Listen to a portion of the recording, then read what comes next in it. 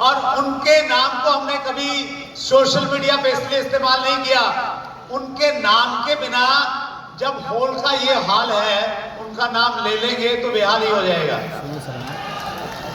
सो मैं बुलाने जा रहा हूं हिंदुस्तान के दिलों की धड़कन,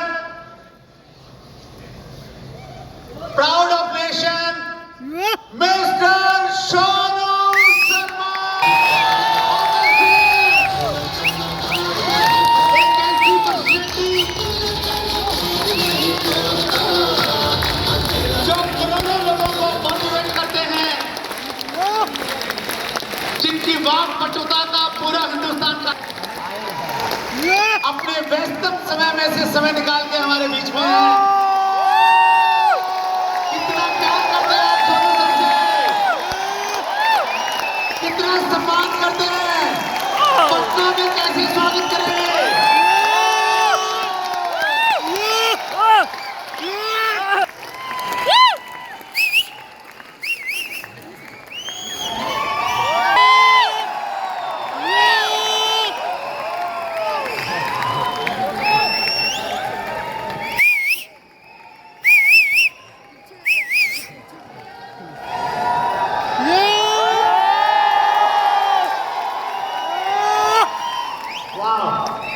thank you so much. Sonu sir बहुत बिजी थे, मुझे उनका बहुत अच्छे से शेड्यूल मालूम है आज का। सोनू सर को जब चैटविन सुनने वक्त पे बुलाए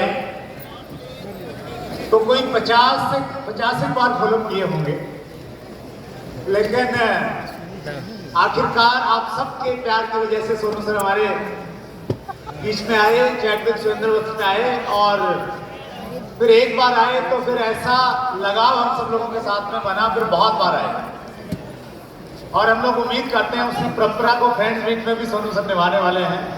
चाहते हैं आप? यस। हर फ्रेंड्स मीट में सोनू सर हैं? यस। चलिए, मैं बाधा नहीं बनना चाहता आपको सर के बीच में, बस देना चाहता हूँ एक बार फिर सोनू सर के प्रति जो उद्गार आपके अंदर में छुपे हुए हैं, वो तालियों से और सीटियों से आप जाहिर कर सकते हैं।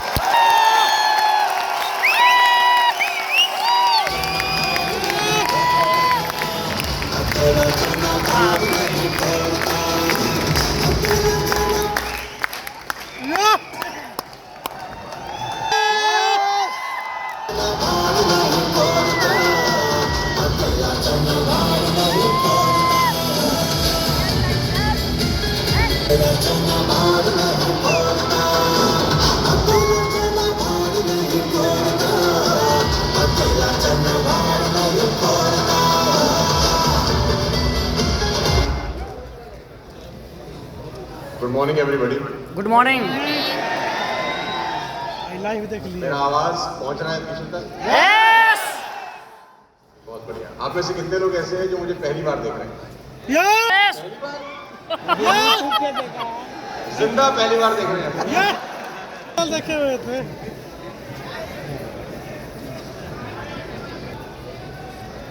हाँ, अच्छा, जिंदा ऐसा।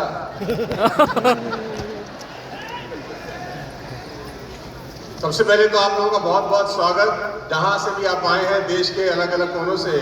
आपका बहुत बहुत आभार कि आप अपना बहुत बहुत कीमती टाइम निकाल के पैसा खर्च करके यहाँ पर पहुंचे हैं, और उम्मीद करता हूँ आज का दिन आपके लिए फ्रूटफुल हो और आपकी लाइफ का ट्रांसफॉर्मिंग डे हो, जहाँ से आपका जिंदगी एक नया आकार ले ले। और उसके लिए आपको बहुत बहुत धन्यवाद देना चाहिए सुरेंद्र जी को कि उन्होंने इतना अच्छा कार्यक्रम का आयोजन किया।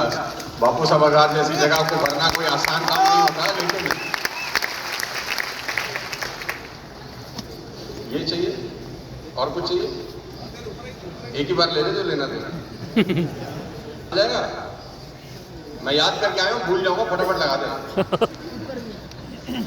तो जब तक अपना पीपीटी चलता है, अपन दो चार बात कर लेते हैं आपसे।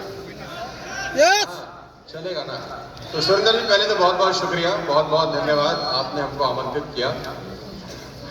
अब आप तो भुगतो। So 98 I did my graduation from DAV college. मैं पहली बार आप लोगों से इस तरह से मुलाकात कर रहा हूँ, तो शायद 2-3 मिनट अपने बारे में बताऊंगा। फ्रेंड्स मीट का न्योता सुरेंद्र जी हर बार मुझे देते हैं और कोई उस दिन फटा पड़ ही जाता है। हमारा वो वेवलेंथ पता नहीं क्या मैच ही नहीं कर पाता। जब जब इनका फ्रेंड मीट का डेट आता है अपना कोई ना कोई कार्यक्रम होता है। अच्छा अब वो क्या करें सर। और अभी भी मेरा प्रोग्राम है दिल्ली में, बस यहाँ से भागूंगा सीधा और वहां पर पहुंच जाऊंगा। इनको हाँ कर दिया था तो मना नहीं कर सकता था अभी, नहीं तो इस बार बहुत जूते लगते हैं। तो guys, I did my graduation from DAV college 1998। जब डॉक्टर ललित अरोड़ा बोल रहे थे, उसके बाद डॉक्टर सुरेंद्र वत्स बोल रहे थे, तो मुझे लगा 2 डॉक्टर के बाद अनपढ़ आदमी का मौका आया है। क्योंकि स्कूल में और कॉलेज में I was an outstanding student. Outstanding बोले तो बाहर ही खड़ा रहता था, आउटस्टैंडिंग टीचर। और ये जो हंस रहे हैं ये मेरी तरह है, गरीब का मजाक उड़ा रहे हैं आज, है ना। तो मैंने सोचा 2 डॉक्टरों के बाद अनपढ़ को मौका मिलेगा बोलने का। तो ललित जी जब बोलते हैं तो वैसे भी सब स्टेज हिला देते हैं, और वत्स साहब आते हैं तो और हिल जाता है। तो मेरे को लगा मेरे लिए कुछ बचेगा ही नहीं। सो 98 आई डिड माय ग्रेजुएशन। पढ़ाई लिखाई में मेरा हाथ बहुत तंग था। जब मैं डिग्री लेके घर पहुंचा तो मुझे याद है वो दिन अच्छे से। ललित भाई, मैंने पिताजी को डिग्री हैंडओवर किया कि फाइनली पापा मैं पास हो गया। अब आपको डिग्री गिफ्ट कर रहे हैं, आप भी हमको कुछ रिटर्न गिफ्ट करिए। ही smiled, he went to the room, came back after 10 minutes। वो अंदर कमरे में चले गए और 10 मिनट के बाद वापस आए और मेरे हाथ में कुछ कागज पकड़ा दिए। तो मैंने बोला पापा ये क्या है? तो बोला हम पे 3 लाख का कर्ज है जो तुझे उतारना है, हमारी तरफ से तुझको यही तोहफा है। सो 3 लाख रुपए के कर्ज के साथ 98 में मेरी जिंदगी की शुरुआत हुई। भगवान का बहुत बहुत धन्यवाद देता हूं कि जिंदगी की शुरुआत के दौर पे ही उसने समझ लिया कि इसको बड़ा काम ही देना है, तो पहले दिन ही से पंगे में डाल दिया। सो वहां से अपना यात्रा स्टार्ट हुआ। 2001 में मैं डायरेक्ट सेलिंग में आया। 5 फरवरी 2001 वो दिन था जब मैं पहली बार इस इंडस्ट्री का हिस्सा बना। बहुत छोटा सा उम्र था, आज से कोई 25-26 साल पुरानी बात बता रहा हूँ। नया डायरेक्ट सेलिंग शुरू हुआ था, कोई कुछ साल पहले, कोई 4-5 साल पहले। पौधा बहुत छोटा था, लोग विश्वास नहीं करते थे, लोग ट्रस्ट नहीं करते थे जब हम डायरेक्ट सेलिंग की बात करते थे। लेकिन अब वो, मैं भी ललित को बता रहा था कि ऐसा लगता है कि जैसे किसी ने एक पन्ना पलटा हो और 25 साल गुजर गए। अभी तो हम ही छोटे छोटे से थे। अब मैं जब मिलता हूँ बच्चों को जो 20 साल, 25 साल, 30 साल के हैं, नौजवान जो डायरेक्ट सेलिंग करते हैं, अभी तो याद आता है। अभी तो हम कल ही घर घर झोला लेके जा रहे थे यार, और लोग हमें खूब सूद के भगा रहे थे। सो गाइस, मेरा पीपीटी अगर दोस्त रेडी हो गया है तो मैं इतना ही याद करके आया था। अब चलेगा तो यहां से मैं चलाऊंगा तो चल जाएगा ये पक्का। सो ये चल नहीं रहा दोस्त, लेकिन अच्छा चल गया है।